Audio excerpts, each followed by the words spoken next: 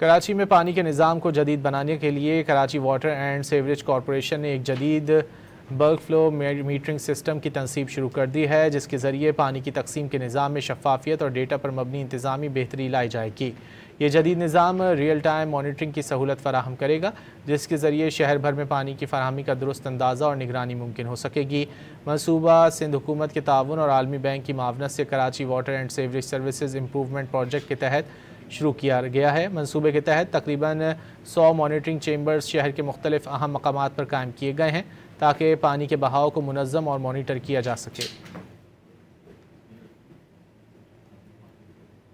کراچی میں پانی کے نظام کو جدید بنانے کے لیے Karachi water and sewerage corporation نے ایک جدید بلک فلو میٹرنگ سسٹم کی تنصیب شروع کر دی ہے، جس کے ذریعے پانی کی تقسیم کے نظام میں شفافیت اور ڈیٹا پر مبنی انتظامی بہتری لائی جائے گی۔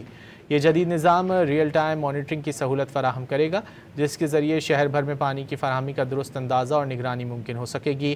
منصوبہ سندھ حکومت کے تعاون اور عالمی بینک کی معاونت سے Karachi water and sewerage services improvement project کے تحت شروع کیا گیا ہے۔ منصوبے کے تحت تقریباً 100 مانیٹرنگ چیمبرز شہر کے مختلف اہم مقامات پر قائم کیے گئے ہیں تاکہ پانی کے بہاؤ کو منظم اور مانیٹر کیا جا سکے۔